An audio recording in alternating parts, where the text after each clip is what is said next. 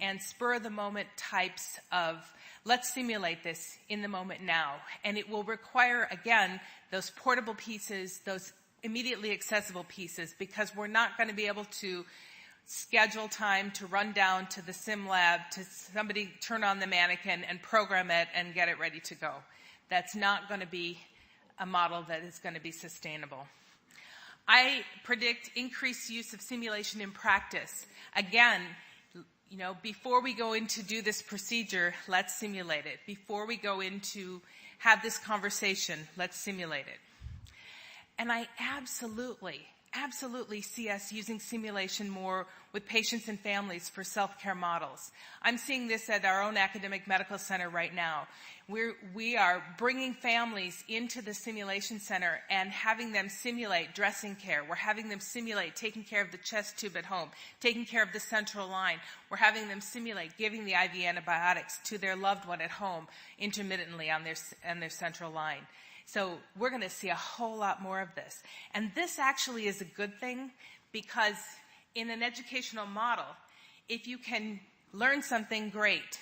If you can do it, fantastic. But if you know it well enough to teach it, man, you've got it. And that's where we're going. And that's what I got for you.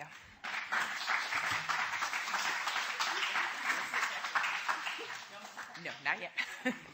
All right. Wonderful presentations from everyone. So I'd like to invite all the panelists from the Future of Simulation-Based Education to have a seat.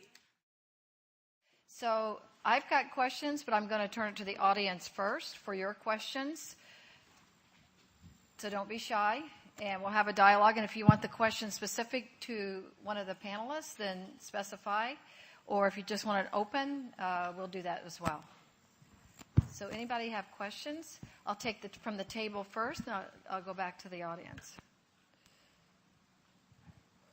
Okay, Kelly, first question. I love it. Is red good? Oh, got it. My question is for Christina. Now, you mentioned, and I totally agree with you, that we need to have more realistic simulations and have students, for example, taking care of more than one patient. Obviously, it's a lot of resources for each student to have multiple patients. I just wanted to know, more about what are your recommendations as far as being able to accomplish that. Thank you. So I agree with you. We have actually begun to cost this out and to look at my center, because we're trying to tiptoe into this. And so what we did is we looked at the model where we have, one patient, one mannequin patient, one technician, one room, 5 or 6 nurses, the primary nurse, the secondary nurse, the med nurse, the other nurse, the special nurse, and the nurse on the side. And honestly, the problem with that is that the outcomes are no better. In fact, the literature would say the outcomes from the observers would be better than trying to give them all a role.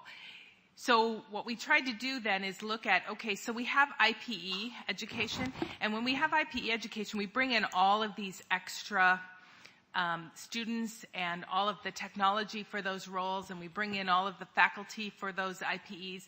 And so how is that cost different than if we instead do a nursing-focused simulation and do the multiple patients? Because we know that while IPE is extremely important, and we're going to continue to do that model, we know that for acute care nurses, the bulk of their shift is going to be them and their patients. And so how do they manage that? And so when we cost out an IPE education or simulation and we cost out a multiple patient simulation, the cost is pretty cost neutral. And so what we found it requires is space, because we're tying up the sim center, and multiple technicians. But we found that we can actually overlap them. And so we can get the multiple technicians, we can get these sims running. They don't have to be long. They can be short, because they can be really specifically focused. And then we can get the next group through and spend the bulk of the time on the debriefing, which is a critical piece. So we don't have a perfect model, and I don't think anyone does, but I think cost is relative to outcome.